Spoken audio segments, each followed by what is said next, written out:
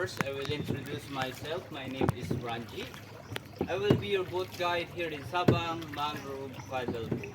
The Mangrove Paddle Boat Tour is a CBST, the Community-Based Sustainable Tourism or People's Organization.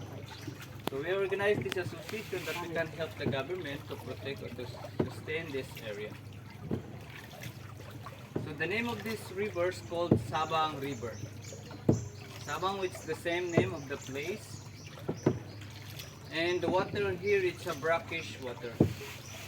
So brackish is a combination of salt and fresh water. So they're affected by the high tide and low tide. So now is coming high tide.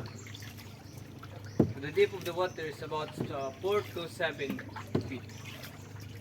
But during full high tide, just water up more than a meter. So sa mga Pinoy po, tanong na lang po kayo kung may tanong po kayo. Kakaintindihan nyo na lang po yung English po.